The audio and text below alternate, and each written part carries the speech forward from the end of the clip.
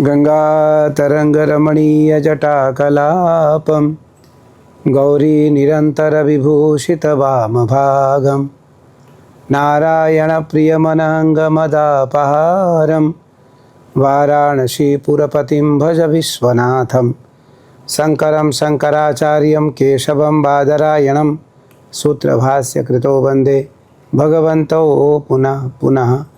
ईश्वरो गुरुरात्मेति मूर्तिभेदविभागिने व्योमवद्व्याप्तदेहाय दक्षिणामूर्तये नमः। देवाधिदेव महादेव का श्रावण मास पूर्ण हुआ और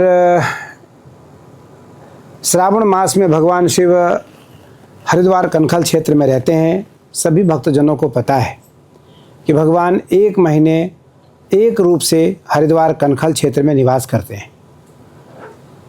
कनखल क्षेत्र कनखले कोपी न खलहा, कनखल में कोई भी खल नहीं रहता है। भगवान शिव ने अपने ससुर दक्ष प्रजापति से कहा कि दक्ष प्रजापति, इस कनखल में कोई खल नहीं रहता है। कनखले कोपी न बस्तः खलहा, कनखल में कोई खल नहीं रहता है, अर्थात कोई कपटी निवास नहीं करता है, इसलिए कनखल मुझे बहुत प्रिय है। कनखले निर्झर बहती गंगा, कनखल तीरे निर्झर बहती गंगा। कनखल के तीरे अर्थात कनखल के किनारे निर्झर गंगा बहती है। निर्झर झरझर श्वेत गंगा बहती है और इस कनखल में दक्ष प्रजापति भगवान शिव के ससुर और भगवान शिव का ससुराल दोनों इस कनखल क्षेत्र में है। मेरी माई सिद्धपीठ दक्षिण काली मंदिर कनखल क्षेत्र में प्रख्यात रूप से स्थापित हैं। मेरी माई की पृष्ठभाग में गंगा है, नीलधारा गंगा है। नीलधारा का यह प्रमाण है कि नीलधारा आज के सदियों पूर्व जब समुद्र मंथन हुआ तो समुद्र मंथन में हलाहल विष निकला और उस हलाहल विष का पान भगवान शिव ने किया। शिव ने पान करके महादेव ने अपने उस विष को अपने कंठ में रखा और महादेव आकर इस घाट में आकर के स्नान करते हैं, इस नदी में आकर गंगा में आकर स्नान करते हैं, जिस कारण इस घाट का जो जल है वो नीला हो गया, इसलिए इसको नीलधारा कहते हैं। गंगा यहाँ लगभग 900 मीटर तक नीली है। भगवान शिव को शांति मिली क्योंकि गंगा सबसे पहले सरलता प्रदान करती हैं, तरलता प्रदान करती हैं, शांति प्रदान करती हैं, फिर ज्ञान भक्ति और वैराग्य देती हैं। गंगा नदी नहीं है, गंगा का कोई जल नहीं है, गंगा का पानी नहीं है, गंगा माँ है। गंगा का जल नहीं, गंगा का जल अमृत है। जलों में सर्वश्रेष्ठ यमुना जी का जल है। गंगा जी का जल नहीं, गंगा जी का जल अमृत है। और माई के पृष्ठभाग में, माई के बिल्कुल पीछे जो गंगा बहती है वो गंगा यहाँ दक्षिण वाहिनी है। विक्रम संवत 1753 में इस पीठ की स्थापना हुई। कामराज गुरुजी अमर हैं। कामराज गुरुजी भगवान शिव के परम अनुयायी हैं और भारत में इस पृथ्वी पर पहले साधु हैं जिनको अमर करने का अधिकार है। भगवान शिव ने उन्हें अमरत्व करने का अधिकार दिया है, माँ ने उन्हें अमरत्व करने का अधिकार दिया है। जाओ तुम जिसे चाहो उसे अमर कर दो। तो कामराज गुरुजी ने अपने जीवन काल में 4 लोगों को अभी तक अमर किया है। उसमें सबसे पहले तोतापुरी महाराज, सबसे पहले आल्हा और उदल मैहर, मध्य प्रदेश में मैहर भगवती शारदा का पीठ है। वहाँ आल्हा नाम के भगवती के उपासक, उनको कामराज गुरुजी ने अमर किया। उसके बाद उनकी पत्नी रानी मछला को कामराज गुरुजी ने अमर किया। रानी मछला यही रहती है, वो इस आश्रम की बड़ी बहन है, आज भी हमारी सहायता करती है। वो हमारे तंत्र मंत्र उपासना में हमारी मदद करती है। वो परोक्ष रूप से और अपरोक्ष रूप से, दोनों रूप से हमारी वो सहायता करती है और उस सहायता का हमें अनुभव होता है, उसका प्रत्यक्ष प्रमाण मिलता है। उसके बाद कामराज गुरुजी ने बामा खेपा तारापीठ के आराध्य भगवती तारा के उपासक बामा खेपा को कामराज गुरुजी ने अमर किया। फिर चौथा, रामकृष्ण परमहंस के गुरु तोतापुरी जी महाराज को कामराज गुरुजी ने, विवेकानंद जी के दादा गुरु को कामराज गुरुजी ने अमर किया। इन चारों दिव्य विभूतियों की गुरु स्थान यही स्थान है। और उस कारण आज कामराज गुरुजी के आशीर्वाद से, उनके मार्गदर्शन से या उनकी कृपा से मेरा एक विशाल दिव्य भव्य और कठोर भगवान शिव की साधना 36 वर्षों से हो रही है। इस वर्ष 36वां वर्ष था, 36वां वर्ष पूरा हुआ। मुझे लगता है कि भगवान शिव यहाँ रहते हैं, उस कारण यह संभव है। देखो, अनुष्ठान कभी भी दिखाने के लिए ना हो, अनुष्ठान ईश्वरत्व को प्राप्त करने के लिए हो। जब आराध्य को पाने का हम उपाय ढूंढेंगे तो ये एकमात्र केवल साधन है। साधन धाम मोक्ष कर द्वारा, पाई निजे परलोक सवारा। गोस्वामी जी लिखते हैं कि साधन ही एक धाम है, साधन ही एक माध्यम है जो मोक्ष का द्वार है, जो मोक्ष प्रदान करता है। कि साधन धाम मोक्ष कर द्वारा, पाई निजे परलोक संवारा। जो अपने परलोक को अच्छा करना चाहता है वो साधन करे, भगवान का ध्यान करे, भगवान की उपासना करे, भगवान का चिंतन करे, भगवान को पाने का प्रयत्न करे। अब वो प्रयत्न कहाँ से होगा? तभी न गुरु भवनिधि तरई न कोई, जो बिरंचि शंकर सम होई। वो गुरु के बिना, भौतिक गुरु के बिना, आध्यात्मिक, हमने बहुत लोगों से सुना कि हमारे शिव गुरु हैं, कोई कहते हैं हमारे राम जी गुरु हैं, कोई कहते हैं हमारे कृष्ण गुरु हैं, कोई कहते हैं हमारे हनुमान जी गुरु हैं, कोई कहते हैं हमारे गणेश जी गुरु हैं, कोई कहते हैं हमारे भगवान हमारे आराध्य हमारे गुरु हैं। मेरा मानना है कि बिना भौतिक गुरु का आध्यात्मिक ईश्वर को प्राप्त कर पाना संभव नहीं है। आज क्योंकि दूसरा दिन है, कल मेरा अनुष्ठान समाप्त हुआ। मेरा भाव रहता है कि इस अनुष्ठान में जो लोग, करोड़ों लोग, 1-2 करोड़ नहीं, करोड़ों लोग इस अनुष्ठान को देखते हैं, करोड़ों लोग इस अनुष्ठान को देखते हैं। और यह अनुष्ठान ईश्वर के लिए, महादेव के लिए होता है, माई के लिए होता है। और महादेव पूरी कराते हैं, माई पूरी कराती है। किसी सामान्य व्यक्ति के अधिकार क्षेत्र में तो यह अनुष्ठान, क्योंकि यह अभिषेक नहीं है, अगर इसे हम अभिषेक का नाम दें तो ये बिल्कुल गलत है। अभिषेक नहीं है तो तप है। ये तो महादेव को पाने का, महादेव को मनाने का, महादेव को प्रसन्न करने का एक कठोर प्रयत्न है। और यह प्रयत्न शरीर को तो नाश करेगा, शरीर का तो नाश होगा, लेकिन आध्यात्मिक ऊर्जा बढ़ेगी, आध्यात्मिक ओरा बढ़ेगा, आध्यात्मिक चेतना बढ़ेगी। जो आध्यात्मिक शांति है, भगवान कृष्ण से जब अर्जुन ने पूछा, भगवान मैं तो आपका तप करता हूँ, मैं तो आपका नाम जप करता हूँ, आप किसका करते हो? तो इदम विष्णु और विचक्र में त्रेधा निदधे पदम समूढ़मस्य पागुं सुरे स्वाहा। भगवान कृष्ण अपना ही नाम लेकर के स्वाहा कर रहे हैं। तो अर्जुन ने पूछा, भगवान आप किसके लिए यज्ञ करते हो? तो कृष्ण ने कहा, हे पार्थ, मुझे यज्ञ करने की आवश्यकता नहीं है, मुझे जप और तप, ध्यान, स्वाध्याय, आत्मचिंतन करने की आवश्यकता नहीं है। क्योंकि जन्म कर्म च मैं दिव्यम मेवम यो वेति तत्वतः त्वक्त्वा देहम पुनर्जन्म नेति मामेति सोर्जुन। हे अर्जुन, मेरा जन्म और कर्म दिव्य है।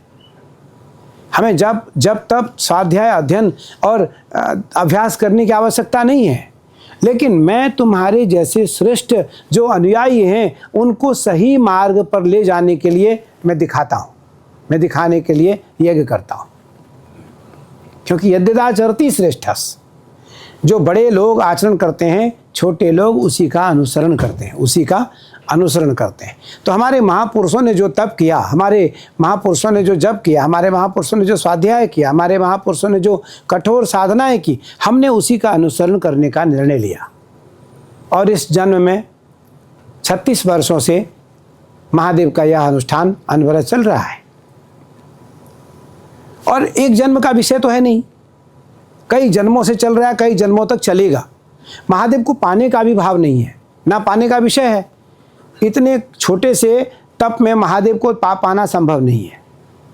महादेव को पाने के लिए तो देहम पातयामि व कार्यम साधयामि, भागवत जी का वाक्य है।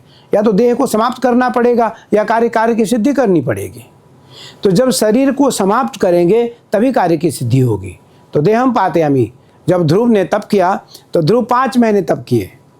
ध्रुव ने पंचमे हनि ही, 5वें महीने में उन्होंने हवा वायु का भी सेवन बंद कर दिया। 5वें महीने में जब भगवान की उपासना के लिए उन्होंने पंचमे हनि 5वें महीने में उन्होंने वायु का सेवन बंद किया तो भगवान विष्णु से रहा नहीं गया। भगवान विष्णु से माँ लक्ष्मी कहती है, महालक्ष्मी भगवान ये बहुत छोटा बालक है और ये बिना वायु का मर जाएगा, जाओ इसकी रक्षा करो आप। तो भगवान कहते हैं, देखो देवी, ये पहला बालक ऐसा है जिसको मैं दर्शन देने नहीं दर्शन करने जा रहा हूँ, जिसको मैं दर्शन देने नहीं जा रहा हूँ, जिसका दर्शन करने जा रहा हूँ। तो 5वें महीने, पहले महीने में तो उन्होंने फल इत्यादि लिया, दूसरे महीने में सूखे पत्ते इत्यादि हरे पत्ते खाए, पानी पिए। तीसरे महीने में उन्होंने सूखे पत्ते खाना शुरू कर दिया। तीसरे महीने में उन्होंने सूखे पत्ते का भी सेवन बंद कर दिया, हवा पीने लगे, हवा पी करके रहने लगे। चौथे महीने में उन्होंने हवा पीने लगे। चौथे महीने में उन्होंने हवा पीने का भी मन से हटा दिया कि अब मुझे पंचमे हनि ही, 5वें महीने में उन्होंने वायु का भी सेवन बंद कर दिया। भगवान विष्णु आए और भगवान विष्णु ने आकर के दर्शन दिया नहीं, दर्शन किया। जब ध्रुव रो पड़े और हंस पड़े। ध्रुव ने कहा, भगवान मैं आपकी स्तुति कैसे करूं, मुझे तो कुछ आता नहीं, मैं तो अज्ञानी हुआ, बालक हूँ, छोटा सा हूँ। तो कृपया कपोले सस्पर्श बालम, कृपया कपोले सस्पर्श बालम। भगवान ने ध्रुव के ललाट से अपने शंख को स्पर्श करा दिया। शंख ज्ञान का प्रतीक है, शंख ज्ञान का प्रतीक है।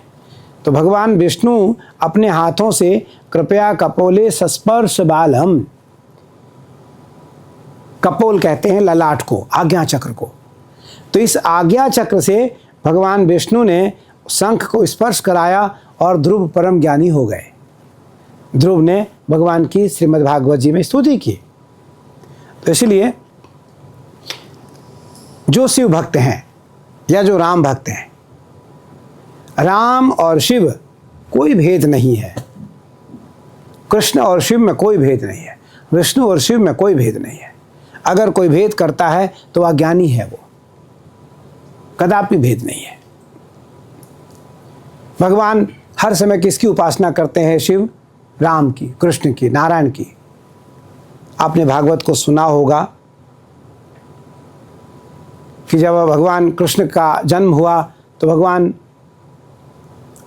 गोकुल में, नंदगांव में, बरसाने में, वृंदावन में भगवान कृष्ण से भगवान कृष्ण से भगवान शिव मिलने आए।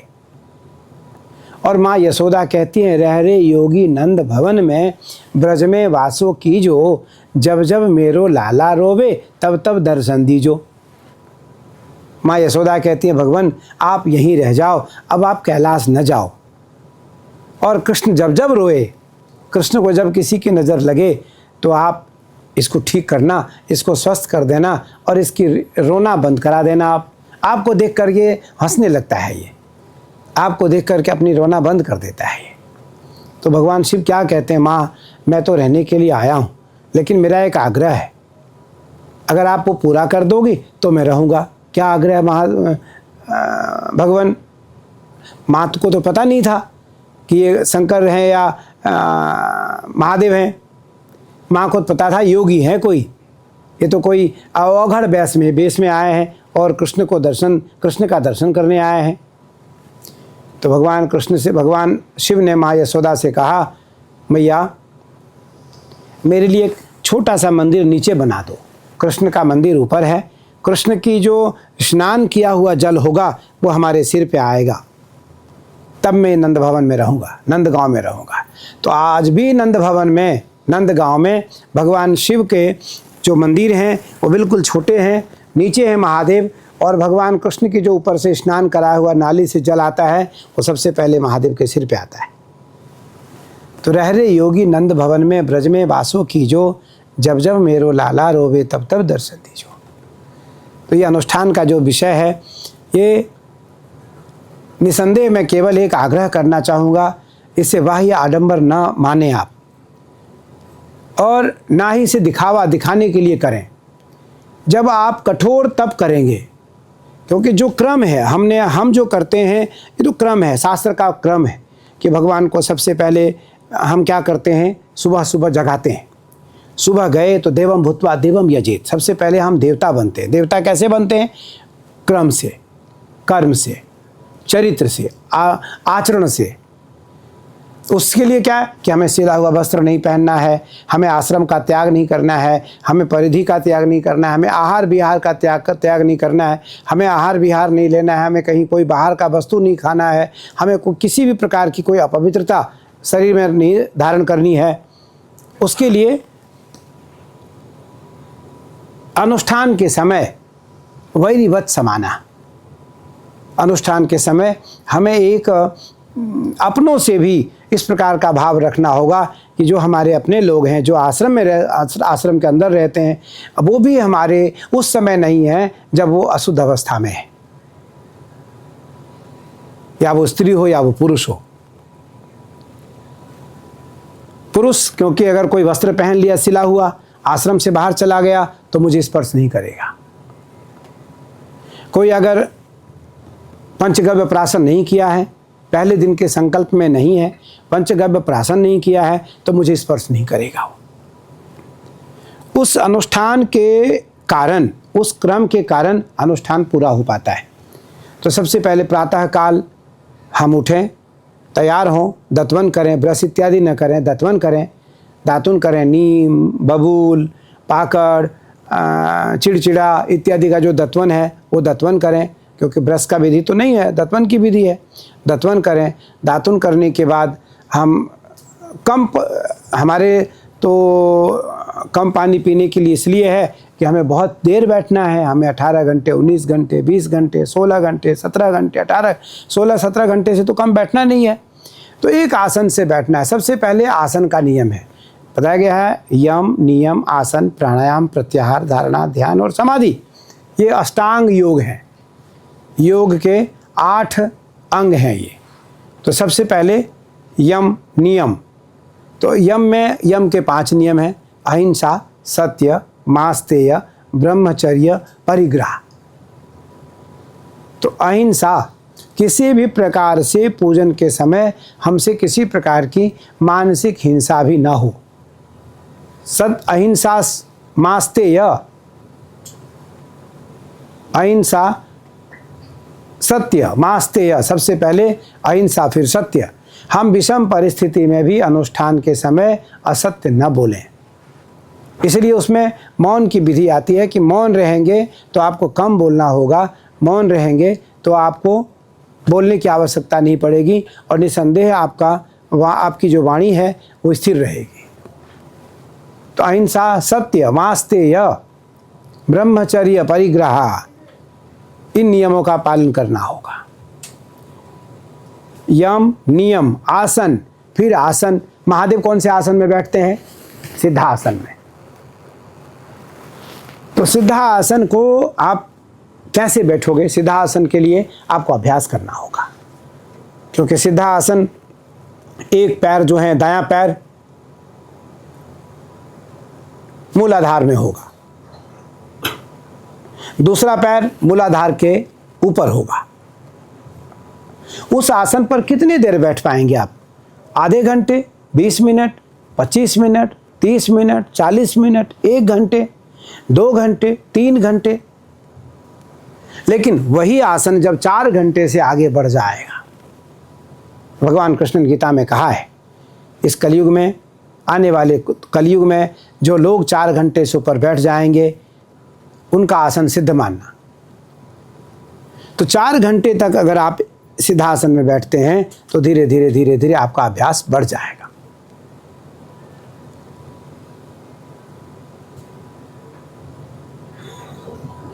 पर शरणागति, भगवान के शरण में जाने का उपाय क्या है, हमें वो सीखना होगा।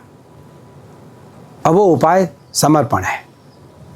तो देवम भूत्वा देवम यजेत। सबसे पहले जब हम पूजन में आते थे तो प्रातः काल आकर के प्राणायाम करते थे, गणेश जी का वंदन, भूमि पूजन, प्राणायाम, सूर्य अर्घ, सूर्य को अर्घ। ज्ञान के देवता सूर्य हैं, कर्म के साक्षी सूर्य और अग्नि है। जो हमारे कर्मकांड हैं, हमने आज पंडित जी से पूछा कि दोनों अखंड जो जला, तो बोले स्वामी जी दोनों अखंड जो एक मलिन भी नहीं हुआ। बुझने की बात तो बड़ी बात है, मलिन भी नहीं हुई, उसकी बत्ती भी कम नहीं हुई। और कोई बड़ा दीपक तो था नहीं, छोटे छोटे दीपक थे जिसमें 1-1, 2-2 लीटर घी आ जाए, पर वो दोनों दीपक एक तिल सुई के बराबर मलिन भी नहीं हुई। तो सूर्य और अग्नि दोनों कर्म के साक्षी हैं। तो सबसे पहले सूर्य को अर्घ्य दें। सूर्य को अर्घ्य देने के बाद भगवान शिव के पूजन के अधिकारी बने।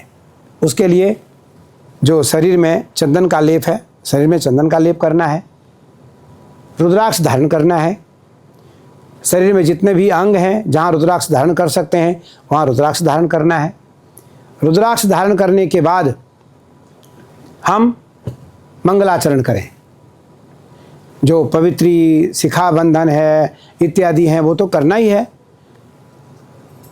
और उसके बाद गणेश जी का ध्यान करके मंगलाचरण करें। मंगलाचरण करने के बाद संकल्प करें और संकल्प के समय ही अपने मन को भगवान शिव से जोड़ने का अभ्यास करें। आप देखो, जब मैं पूजन में जाता था तो संकल्प के बाद या संकल्प से 10-5 मिनट पूर्व और महादेव को जगाने तक, गणेश पूजन तक, जैसे बिना जल की मछली तड़पती हैं वैसे मैं तड़पता था पीड़ा के कारण। इतनी दर्द होती थी हर दिन, पूरे 30 दिन। पर कभी मेरा मन नहीं हुआ कि मैं आसन बदल दूं, कभी नहीं हुआ। दर्द हुआ, घुटने में दर्द हुआ, पैरों के दोनों पैरों की हड्डियों में दर्द हुआ, हड्डी निकल आए, पर कभी इच्छा नहीं हुई कि मैं आसन बदलूं। मैं एक आसन पर रहा। और हमने बायां पैर को, जो सीधा आसन के लिए बायां पैर है, जब दाएं पैर के जंघे और पिंडलियों पे हमने अपने पैरों की पंजे को रखता था, तो मैं उसको 11-20, 11-25, 11-30, 11-35, 11-40 को रात्रि में ही मैं उसे उठाता था माई के, गंगा मैया के स्नान के लिए। क्योंकि नित्य मुझे 12 बजे से पहले अपनी माई का पूजन करना होता था। माई प्रतीक्षा करती थी और माई का पूजन करके 12 बजे माई का शयन होता था और 12 बजे से 4 बजे तक गंगा विश्राम करती हैं। कभी जीवन में हम 12 से 4 गंगा में न नहाएं। तो 12 बजे से पहले हमें गंगा नहाना होता था, क्योंकि गंगा भक्ति प्रदान करेगी। भगवान कहते हैं, भवानी शंकरो बंदे श्रद्धा विश्वास रूपिणो। श्रद्धा कौन देगी? माँ। विश्वास कौन देंगे? महादेव। तो श्रद्धा और विश्वास को जब हम पकड़ करके रखेंगे तो हमें माँ और पिता दोनों प्राप्त हो जाएंगे। माँ और बाप दोनों मिल जाएंगे, और 2 ही हैं, माता और पिता। तो अन्नपूर्णे सदा पूर्णे शंकर प्राण वल्लभे ज्ञान वैराग्य सिद्ध्यर्थम भिक्षाम देहि च पार्वती। माता च पार्वती देवी, पिता देवो महेश्वरा, बांधवा शिवभक्ताश्च स्वदेशो भुवनत्रयम्। माता और पिता। माँ कौन है? गंगा। गंगा ही काली है, काली ही गंगा है। एक बार गंगा से ईर्ष्या हुई माँ पार्वती को कि भगवान शिव की सेवा तो मैं करती हूँ और भगवान शिव हर समय अपने सिर पे गंगा को रखते हैं। तो माँ कहती है महादेव से, महादेव ये तो अच्छी बात नहीं है। तो महादेव ने कहा, देवी ये मेरी लीला है, लेकिन तुम और गंगा दोनों एक हो, आओ मैं दिखाता हूँ आज।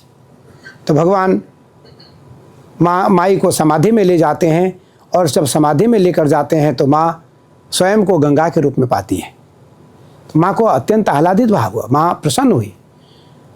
तो गंगा ही सती है, सती ही पार्वती है, पार्वती ही गंगा है, और गंगा ही काली है, काली ही गंगा है। तो इसलिए माँ से प्रेम करने के बाद ही पिता से प्रेम हो पाएगा। माँ की कृपा के बिना पिता को प्राप्त कर पाना संभव नहीं है।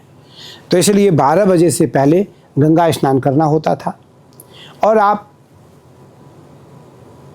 यकीन करेंगे, विश्वास होगा आपको, 1.5 सेकंड बचा गंगा स्नान में।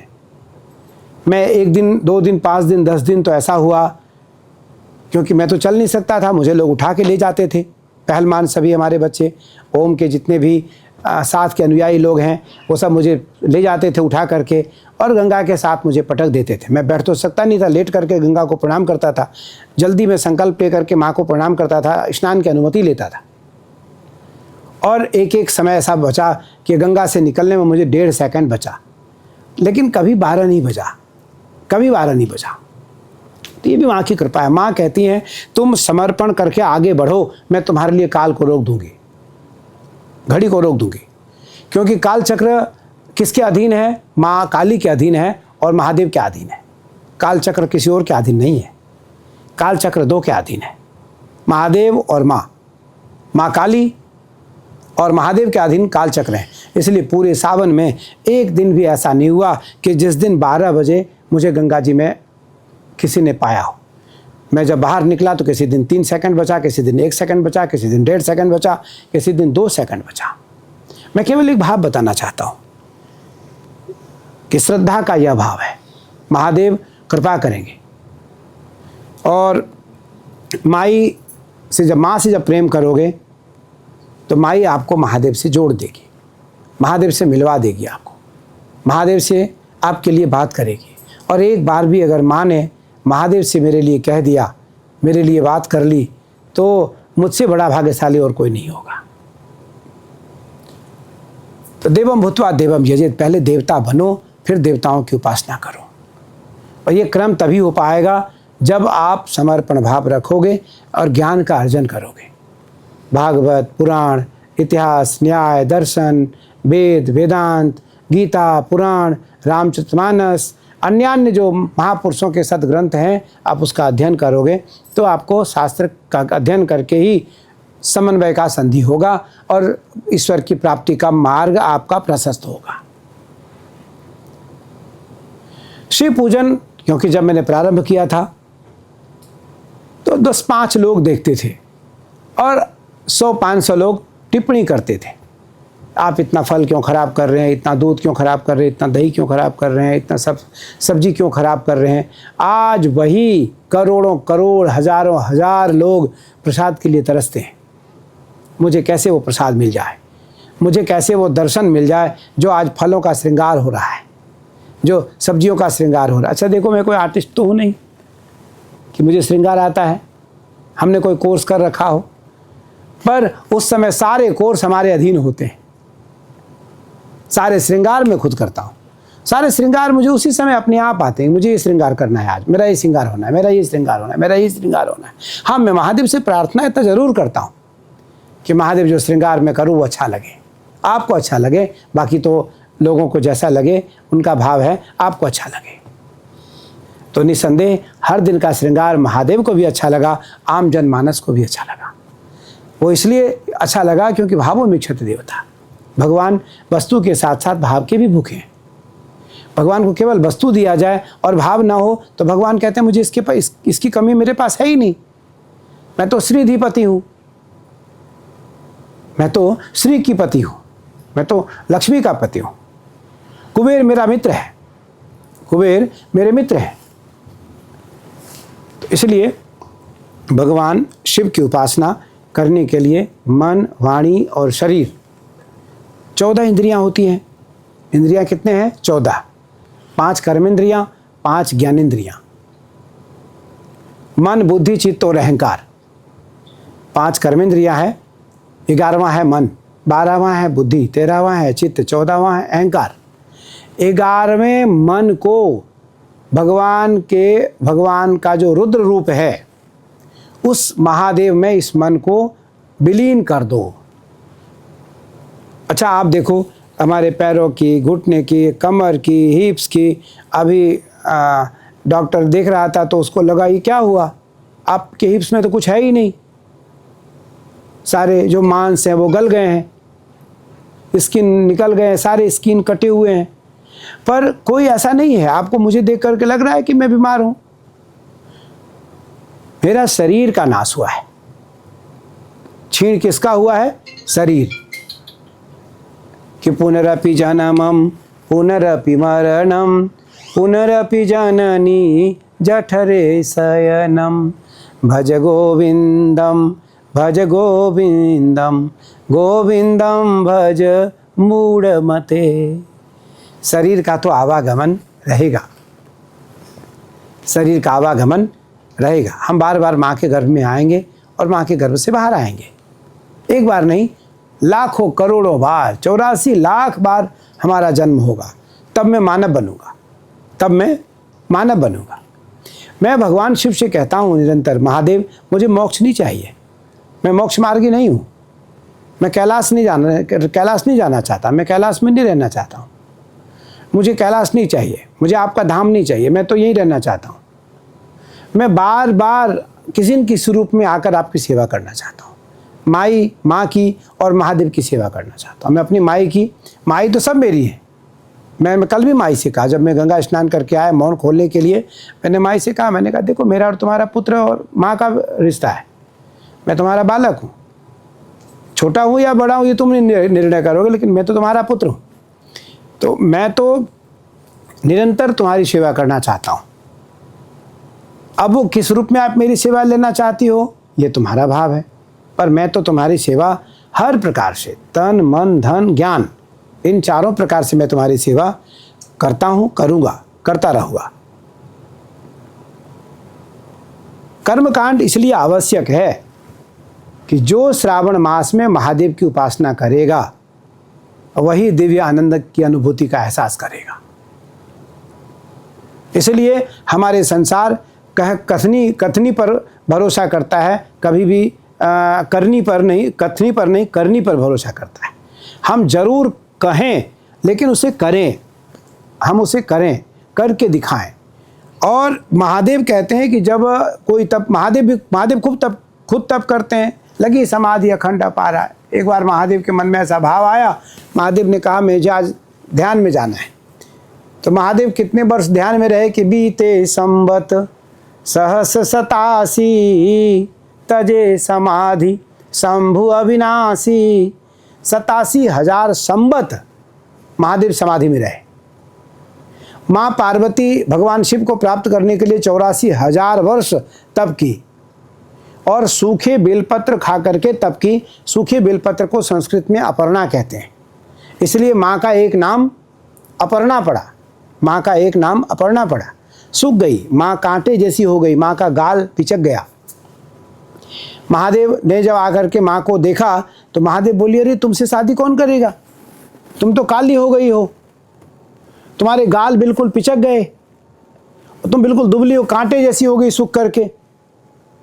तो महादेव से माँ बोली, महादेव बरहूँ शिवनत रहूँ कुमारी, कि बरहूँ शिवनत रहूँ कुमारी, जन्म जन्म भर रगर हमारी।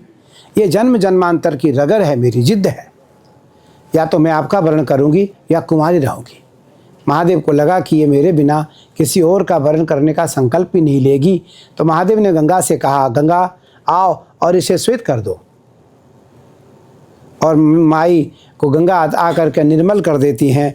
गंगा आकर के माँ को स्नान कराती हैं और गंगा पुनः काली से गौर वर्ण की हो गई। माँ फिर पुनः हृष्ट-पुष्ट हो गई। साधना में आपका शरीर तो क्षीण होगा, शरीर तो नाशवान है, लेकिन जो आध्यात्मिक ओरा है, जो आध्यात्मिक आपका ऊर्जा है, जो आवागमन का लक्ष्य है, वो पूरा होगा। तो इसलिए आज आप देखिए, इस कलयुग में यह साधना इसलिए यहाँ संभव हो पा रहा है क्योंकि माई यहाँ साक्षात बैठी है, माई कराती है। माँ दयालु होती हैं। कुपुत्रो जायेत क्वचिदपि कुमाता न भवति।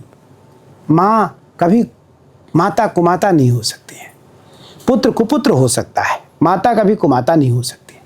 और जहाँ माँ बैठी हो वहाँ फिर पुत्र का कभी अहित नहीं हो सकता, पुत्र का कभी अहित नहीं हो सकता। इसलिए साधना में मेरा शरीर क्षीण होते हुए भी मेरे अंतःकरण का जो बल है वो कभी कम नहीं होता। जिस घड़े को मैं आज के 3 वर्ष पहले दोनों हाथ से चढ़ाता था। 3 वर्ष पूर्व मेरे मन में आया, क्या दोनों हाथ लगाते हो, एक हाथ से मेरी सेवा करो, एक हाथ से जल चढ़ाओ। तो वो 18, 16, 17, 18 लीटर का जो घड़ा है वो एक हाथ से चढ़ने लगा, और मुझे लगता है सैकड़ों घड़े चढ़ते हैं, हज़ारों घड़े चढ़ते हैं, हज़ारों। ओम यहाँ बैठा है, लगभग ये 10, 12, 15, 20, 30 लोग गंगा जल लाते रहते हैं सुबह 6 बजे से 7 बजे से 9-10 बजे तक ये गंगा जल लाते रहते हैं। बहुत लोगों ने मुझे सुझाव दिया कि गंगा जी मोटर लगा दीजिए, पाइप लगा दीजिए, सीधा मंगा लीजिए। मैंने कहा नहीं, परिश्रम का, पूजन का जो आनंद है वो परिश्रम का है। पूजन का जो आनंद है वो शरीर को कष्ट दे करके है। इसलिए कभी भी भगवान की सेवा नौकरों से न कराओ, भगवान की सेवा खुद करो। जब भगवान की सेवा खुद करोगे तो फल आपको देगा वो। जब नौकर सेवा करेगा तो फल भी नौकर पाएगा। तो इसलिए भगवान की सेवा खुद करो। अभी देखो, नाई आकर के मेरा आज नाखून काटा। एक बायां हाथ का नाखून तो था, लेकिन दाएं हाथ के नाखून और स्किन सब घिस गए, कोई नाखून नहीं था, कोई नाखून नहीं था। तो महादेव की सेवा में आपको अपने शरीर का भान न रहे, इसका अर्थ नहीं कि मैं महादेव का परम भक्त हूँ, मैंने महादेव को देखा है, समझा है, पाया है, या महादेव के मैं करीब हूँ, बिल्कुल नहीं। हम भी एक साधारण आदमी जैसे महादेव की सेवा में रहते हैं। बस केवल अंतर इतना है कि महादेव ने मुझे अभ्यास की ओर ले जाने का प्रयास किया है, पीड़ा सहन करने का सामर्थ्य दिया है, और बैठने की सामर्थ्य प्रदान किया है। और बैठने का बहुत लोग, देखो अभ्यास, मैं फिर कहूँगा कि अभ्यास ज़रूरी है। आज बहुत कम लोग हैं जिनका आसन लग पाता है, क्योंकि आदत नहीं है लोगों की, कुर्सी बैठने की आदत है, एक आसन से बैठने की आदत नहीं है।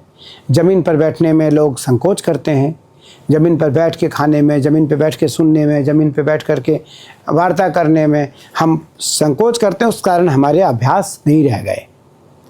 तो जो अभ्यास करेगा धीरे धीरे धीरे धीरे धीरे धीरे धीरे धीरे उसकी अभ्यास को हजारों बार अभ्यास करने के बाद, हजारों बार अनुष्ठान करने के बाद एक बार उसको दिव्य अनुभूति का आनंद हो जाएगा।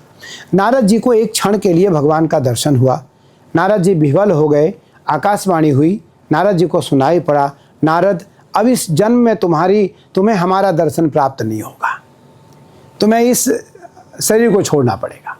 अब नारद जी तड़पने लगे शरीर को छोड़ने के लिए कि मेरा प्राण कब निकले, आत्महत्या करना तो सही नहीं है।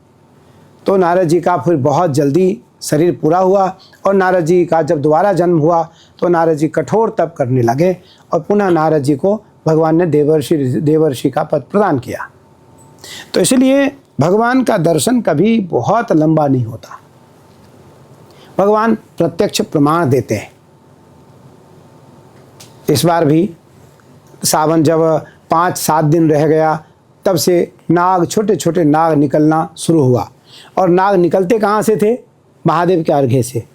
जहाँ महादेव हैं, महादेव का जो अर्घा है, छोटी सी नाली है 4-5 फीट की, उस नाली से छोटे छोटे सांप निकलने लगे। और वो छोटे सांप थे, लेकिन उनके गले बिल्कुल काले थे, गले नाग का काले थे, बिल्कुल काले, और कभी भूरे कलर में, कभी सफ़ेद कलर में। और ऐसा भाव होता था कि इनको महादेव के शिवलिंग पर आना है, तो लोग मुझे ला करके देते थे। मैं बेलपत्र की पत्ती से और या गंगा जल से मैं महादेव के शिवलिंग पे वह नाग रख देता था, और पुनः वो नाग पूरे महादेव के शरीर के ऊपर वह नाग भ्रमण करता था।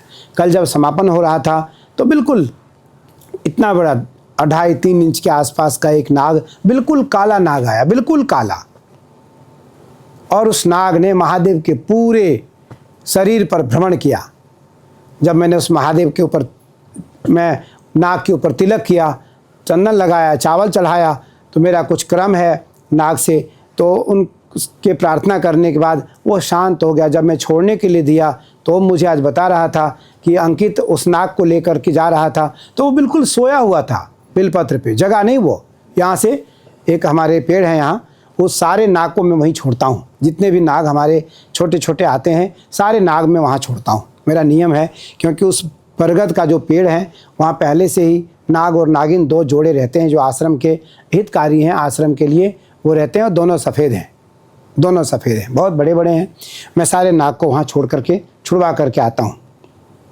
अगर वही नाग बड़े हो करके आते, बड़े रूप में आते, तो जो सैकड़ों लोग दर्शनार्थी बैठे थे अभिषेक में, वो एक भी आदमी कोई बैठा नहीं रहता, सब भाग जाते बड़े नाग को देख करके। तो छोटे नाग के रूप में नाग आए और महादेव के कंठ में उन्होंने रमण किया। मेरा कहना है और मेरा मानना है कि शिव की साधना के बिना जीवन अधूरा है। शिव के साधना के बिना जीवन अधूरा है। शिव की साधना कैसी हो वो तो बहुत बड़ी बात है, लेकिन जितना हो सके महादेव के लिए कहा गया है कि काशी वास निवासी च काल भैरव पूजनम कोटि कन्या महादानम एक बिल्वम शिवार्पणम। जो एक बिलपत्र भगवान शिव को श्रद्धा से अर्पित करेगा उसे 1 करोड़ कन्यादान का फल प्राप्त होगा। कोटि कन्या महादानम, 1 करोड़ कन्यादान का फल प्राप्त होगा। और यदि कोई नहीं अर्पित कर सकता है तो चढ़े हुए बिलपत्र को देख ले, उसका दर्शन कर ले, या उसको छूने का अवसर मिल जाए तो उसको छू ले। दर्शनम बिल्वपत्रस्य स्पर्शनम पापनाशनम अघोर पाप संहारम एक बिल्वम शिवार्पणम। उस चढ़े हुए बिलपत्र को देखने मात्र से, छूने मात्र से अघोर पाप से भी व्यक्ति मुक्ति पा सकता है। त्रिदलम त्रिगुणाकारम त्रिनेत्रम च त्रयायुधम त्रिजन्म पाप संहारम एक बिल्वम शिवार्पणम।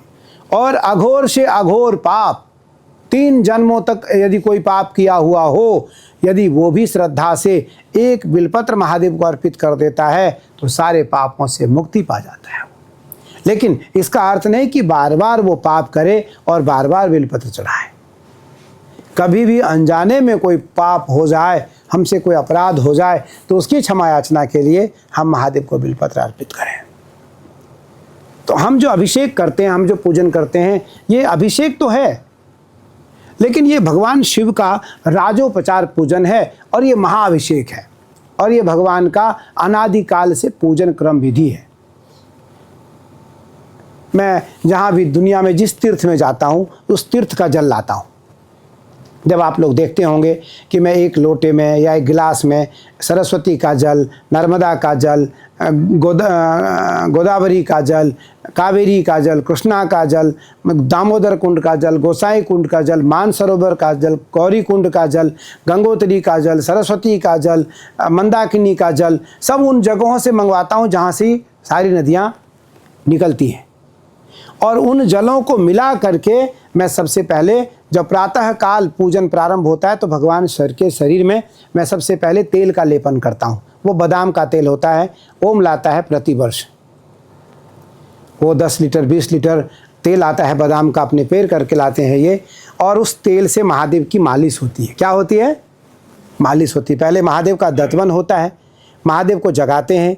महादेव को जगाने के बाद सदा शिव चरण कमल मन लाग, सदा शिव चरण कमल मन लाग, भोर भयो शिव प्रभु जागन चई। हे प्रभु, भोर हो गया, अब आप जागो, उठो। पंछी गण सब बोलन लागे, पंछी सब बोलने लगे। भगवान आप उठिए। भगवान को फिर ध्यान करके उठाते हैं। उत्तिष्ठो देव देवेश, शिव पुराण का वाक्य है। उत्तिष्ठो देव देवेश उत्तिष्ठ हृदय सया उत्तिष्ठ तम उमा स्वामिन मम हृदय मंगलम कुरु। हे महादेव, हे उमापति, हे उमा के पति, आप उठिए और हमारे हृदय में मंगल करिए। अर्थात हमारे हृदय में कभी अमंगल न हो, हमारा मन अत्यंत आह्लादित रहे। आश्रमे आश्रम मंगलम कुरु, मम राष्ट्रे मंगलम कुरु। हे महादेव, आप उठिए और हमारे आश्रम को मंगल करिए। हे महादेव, आप उठिए और हमारे राष्ट्र को मंगल करिए। फिर महादेव को उठाने के बाद ध्यान करते हैं। ध्यान करने के बाद मंगलाचरण करते हैं। मंगलाचरण के बाद पाद्य, अर्घ, आचमन और स्नान कराते हैं। कमंडल से जो जल लाते थे हम रात्रि में, स्नान करके गंगा जी से उस जल से, उसके बाद महादेव को नीम की धत्वन कराते हैं। महादेव और माई को नीम में, आज सारे क्रम इसलिए आपको बता रहा हूँ कि आपको पता लग जाए कि क्रम क्या है। फिर महादेव और माई को नीम की दत्वन कराते हैं। दत्वन कराने के बाद उसके बाद फिर उनको हम बादाम के तेल से काल भैरवाष्टक के द्वारा उनका मालिश करते हैं। उस मालिश में संकल्प में होता है कि भगवते शाम्ब सदाशिव से शरीरे सकल दुख दारिद्र्य रोगादि ग्रहाणाम पीड़ानाम समनार्थ निमित्त तैलमर्दनम अहम करिष्ये। मैं महादेव आपके और माई के शरीर में जो इतना पीड़ा या कष्ट दुख हो रहा है उसका निवारण करने के लिए मैं ये तेल आपको अर्पित कर रहा हूँ। आपके शरीर में मैं इस तेल से मालिश कर रहा हूँ और उसमें काल भैरवाष्टकम का पाठ होता है। फिर उस बचे हुए जो तेल होते हैं महादेव, आप नित्य एहसास नहीं करेंगे, विश्वास नहीं करेंगे कि नित्य महादेव के शरीर से मेल निकलता था।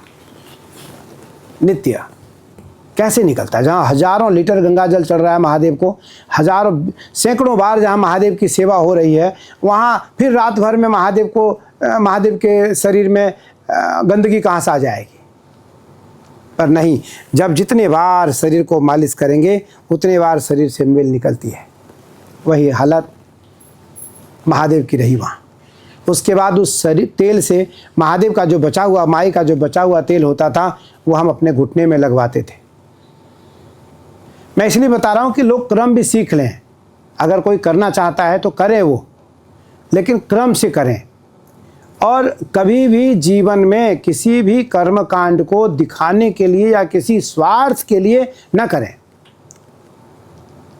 अपने आप आपको मिलेगा। रूपम देहि यशो देहि भोगम देहि च शंकरः। हे महादेव, मुझे रूप दो, यश दो, यौवन दो, स्वास्थ्य दो, भोग दो, ऐश्वर्य भी दो। रूपम देहि यशो देहि भोगम देहि च शंकरः। हे शंकर, शिव पुराण का वाक्य है, मेरा अपना कोई वाक्य नहीं है ये। भगवान से हम कहते हैं महादेव मुझे रूप भी चाहिए। कोई भगवान हमारे कभी कुरूप नहीं है। किसी को देख लो आप, सब सुंदर है। तो इसलिए देवम भूत्वा देवम यजेत। जो जिस देवता की उपासना करेगा उस देवता जैसा वो हो जाएगा। उस देवता जैसा वो, उसमें धीरे धीरे उसका अंश आ जाएगा। तो उसके बाद महादेव का दत्वन कराने के बाद महादेव का तेल मर्दन करते थे और तेल लगाने के बाद महादेव को उन पवित्र जलों से, जो तीर्थ का पवित्र जल होता था, उस पवित्र जल से महादेव को और जो हमारे सभी देवी देवता हैं उस मंदिर में, छोटे से मंदिर में, उन देवताओं को स्नान कराते थे। उसका एक मंत्र है, पावकानः सरस्वती वाजे भिर्वाजिनीवती। इस प्रकार से सरस्वती का जल है वो। सबसे पहले इसमें सरस्वती, क्योंकि वाणी बागवादिनी है, माँ हमारी वाणी को प्रखर करे, तो इस कारण उस सरस्वती के जल में मिले हुए सभी पवित्र जलों से महादेव का स्नान कराते हैं। और उसमें फिर सरस्वती का अलग अलग जो ध्यान है उसको बोलते हैं। और बोलने के बाद फिर उस जल को जो हमारे आचार्य गण हैं, जो हमारे विद्वान गण हैं, जो हमारे कर्मठ लोग हैं, जो हमारे सेवक गण हैं, ओम के साथ जितने पहलवान लोग हैं, उनको वो जल देते हैं।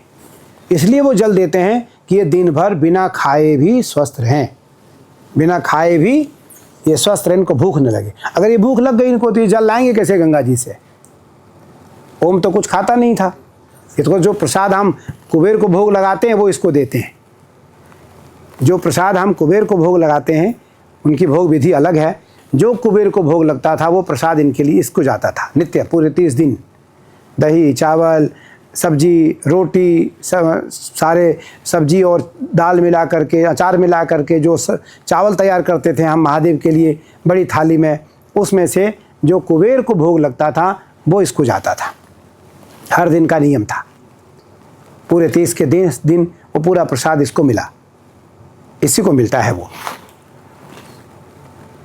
उसके बाद महादेव को उस जल से स्नान कराने के बाद फिर शिव मानस पूजा स्तोत्र का पाठ करें। महादेव, यदि कहीं पूजन में हमारे में कोई कमी रह जाएगी, होने वाला जो पूजन है, तो इस पूजन को षोडशोपचार पूजन समझ करके आप स्वीकार करना। रत्ने कल्पितमासनम। हे महादेव, मैं हिमालय के जल से आपको स्नान करा रहा हूँ। रत्ने कल्पितमासनम हिमजले स्नानम, दिव्य स्नान करा रहा हूँ आपको, महास्नान। स्नानम च दिव्यांबरम नाना रत्न विभूषितम मृगमदा मोदांकितम। और हे महादेव, मैं जो चंदन लगाने जा रहा हूँ आपको, उस चंदन में अगर तगर, केसर, कस्तूरी, अंबर सब कुछ है महादेव। दिव्य चंदन है वो साधारण चंदन नहीं है महादेव। मैं उस पूरे शरीर में आपका चंदन लगाने जा रहा हूँ। तो इस प्रकार से इस स्तोत्र के माध्यम से महादेव की पूरी पूजा आपको करनी चाहिए, मानसिक रूप से आँख बंद करके। तो 16 प्रकार की जो पूजा महादेव की होती है वो पूजा आपसे हो जाएगी। इस बार का जो अनुष्ठान था वो लौकिक नहीं अलौकिक था, पारलौकिक था। बस इस बार हमने महादेव से कहा कि महादेव हमारी जो दिव्य अनुभूतियाँ हैं मैं उसको अपने हृदय में ही छुपा करके रखूँगा, मैं कभी प्रकट नहीं करूँगा। नहीं तो मैं स्वभाववश भोलेपन में सबको सारी बात बता देता था। मैं हर बार बताता था तो मुझे ऐसा धीरे धीरे एहसास होने लगा कि ये बात सही नहीं है, आप अपने पास रखो इसे, आप लोगों को ना बताओ। लोग भूल जाएंगे, लोग याद नहीं रखेंगे, लोग याद नहीं रखेंगे, उसे भूलने की आदत है, वो कुछ ही दिनों में भूल जाएंगे।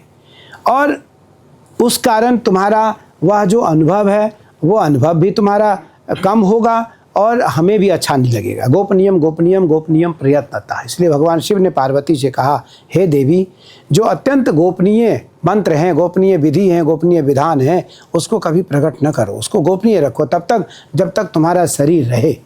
प्राण से अधिक रक्षा उस विधि की करो, प्राण से अधिक रक्षा उस मंत्र की करो। और इस कलयुग में इस प्रकार की साधना इसलिए संभव हो पाया या हो पाता है माई और महादेव की प्रत्यक्ष कृपा, गंगा मैया की प्रत्यक्ष कृपा, गणेश जी की प्रत्यक्ष कृपा, हमारे जो अपने देवी देवता हैं उनकी कृपा, हमारे जो अपने गुरुजन हैं उनकी कृपा, हमारे जो अपने निजी उपास्य हैं उनकी कृपा। नहीं तो हमें हमारे देखा देखी हजारों लोग, सैकड़ों लोग या कुछ लोग ऐसे अनुष्ठान करने लगे, हम भी वैसे करेंगे, हम भी वैसे।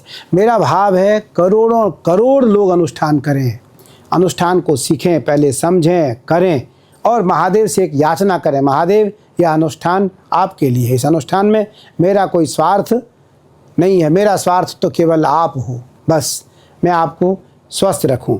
तो मेरा जो 2 समय होता था वो बहुत पीड़ा का होता था।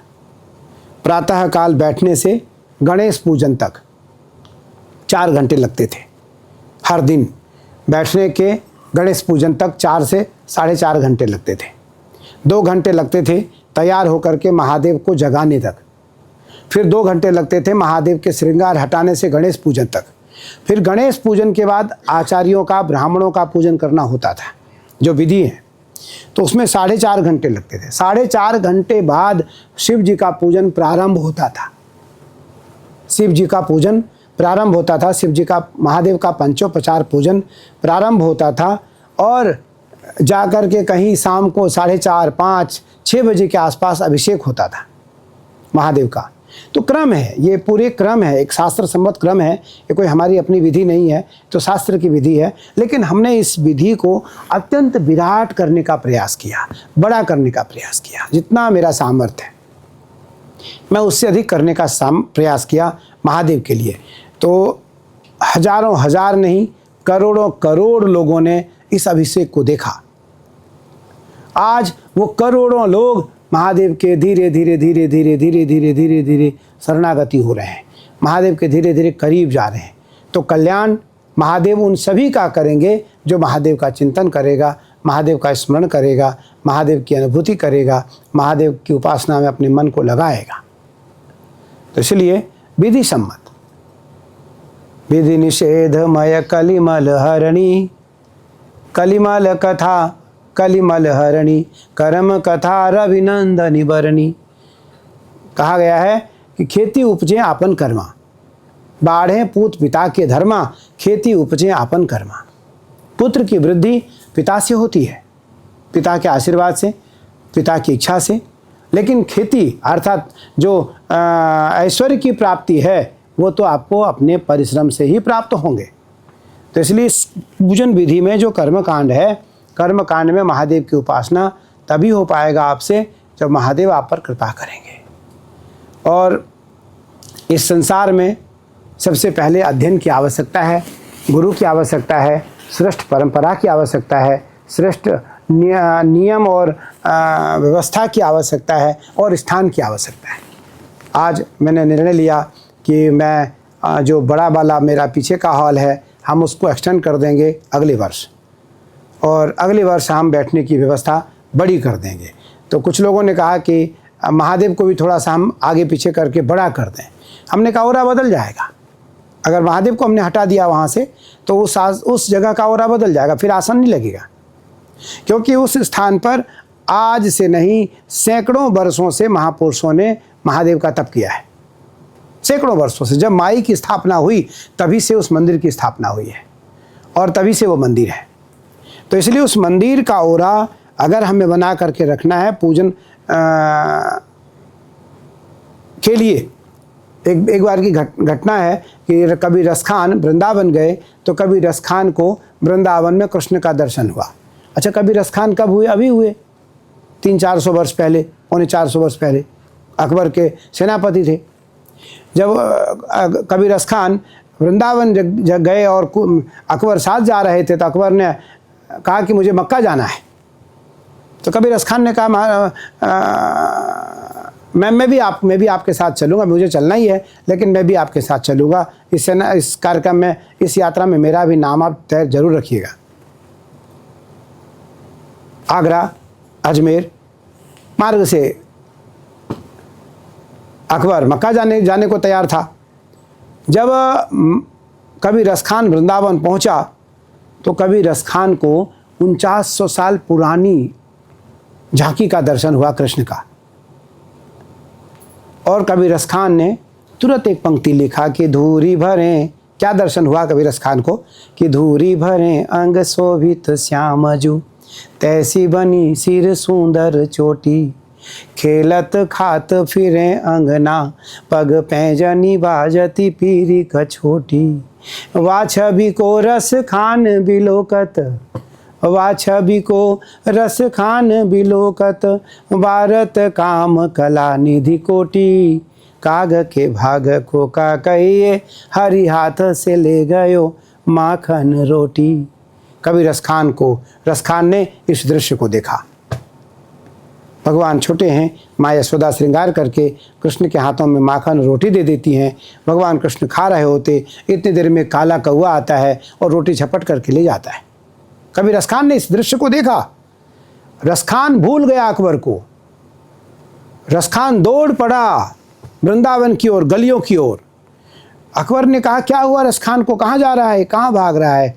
रसखान ने कहा भगवान कौन अकबर, कौन सेनापति, कैसी सेना, अब तो मेरा जो कुछ है केवल द्वारकाधीश है। अब तो मेरा जो कुछ है वो केवल बांके बिहारी है। अब तो मेरा जो कुछ है वो केवल कृष्ण है।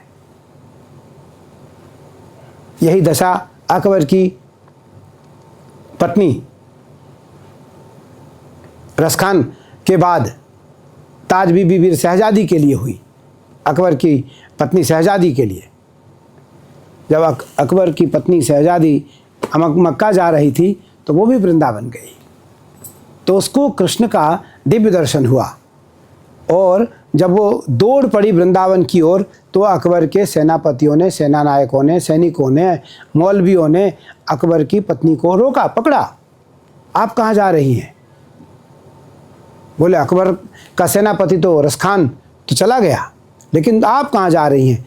बोली अब कोई अकबर नहीं, अब कोई सेना नहीं, किसी प्रकार का कोई राजा और रानी नहीं, मैं तो कृष्ण की दासी हूँ, मैं तो कृष्ण की दासी हूँ,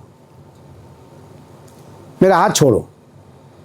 सैनिकों ने हाथ नहीं छोड़ा तो सौगंध दे दी वो कि जाओ, तुम्हें अल्लाह रहीम छोड़, अल्लाह व रहीम छोड़, पीर व फ़कीरों की न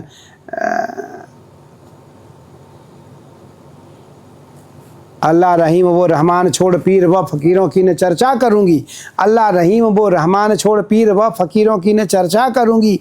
और तुरकनी बहाए नाम गोपिका कहाऊँगी। ले जाओ अपने भुरका, मुझे नहीं चाहिए, मैं आज के बाद गोपी बन के घाघरा पहन कर यहाँ रहूँगी वृंदावन में, पीऊँगी जमुना जल को, तुरकनी बहाए नाम गोपिका कहाऊँगी। आज ताज बीबी वीर शहजादी की पत्नी भी वृंदावन में गोपी बन के रह रही है। तो मेरा मानना है भगवान को पाने के लिए देवम भूत्वा देवम यजेत, भगवान जैसा आपको आचरण करना पड़ेगा। और वो तभी संभव है जब ईश्वर की कृपा होगी, गुरु की कृपा होगी, शास्त्र की कृपा होगी, समर्पण होगा, विश्वास होगा। मैं तो इसलिए उपासना कर रहा हूँ कि हजारों हजार लाखों लोग, करोड़ों लोग महादेव के उपासक बने, इसका अनुसरण करें। लेकिन आपको कम से कम महीने में नहीं, महीने भर नहीं, सावन में 2 दिन, 4 दिन, 3 दिन, 5 दिन आप जरूर आकर के यहाँ रुकिए। आपको पता लगे कि ऐसी भी साधना संभव है क्या। इस कलयुग में ऐसी भी साधना संभव है, तो आपको संभव दिखाई पड़ेगा। ये तभी संभव है जब महादेव और माई की प्रत्यक्ष कृपा है। तो इसलिए इस विधि परंपरागत में पूरी विधि तो बता पाना संभव नहीं है। मैं केवल एक बात इसलिए करने के लिए आया था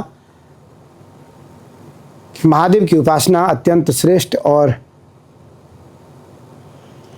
दिव्य है, और महादेव के बिना गति नहीं है। महादेव के बिना, शिव के बिना गति नहीं है। जिस प्रकार गंगा के बिना मोक्ष नहीं है, उसी प्रकार भगवान शिव के बिना गति नहीं है। तो जो गंगा शिव से प्रेम करेगा वो गति और मोक्ष दोनों को प्राप्त करेगा। गति और मोक्ष दोनों को प्राप्त करेगा। हमने हजारों लोगों को रुद्राक्ष बांटा, हजारों लोगों को, फिर भी कम पड़ गया। रुद्राक्ष कम था, लोग बहुत थे, इसलिए दिया। और वो सारे रुद्राक्ष मैं नेपाल से लेकर आया।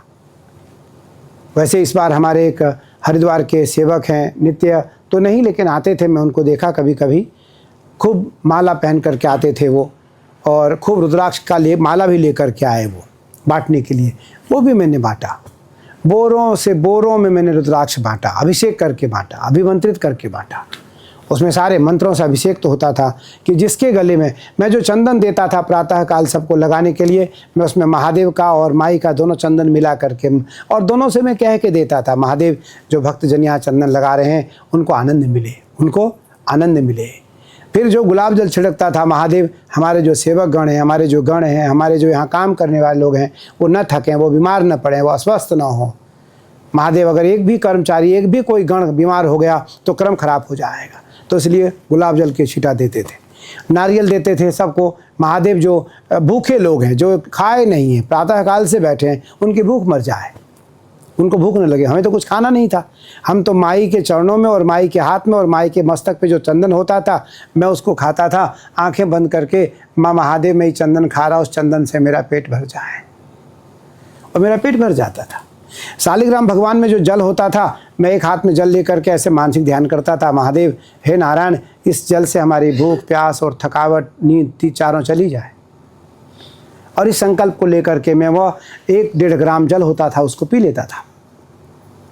और आप विश्वास नहीं करेंगे, पूरे मुझे 1 महीने हो गए, कभी भूख नहीं लगी मुझे, कभी प्यास नहीं लगी, कभी मुझे बाथरूम नहीं लगा।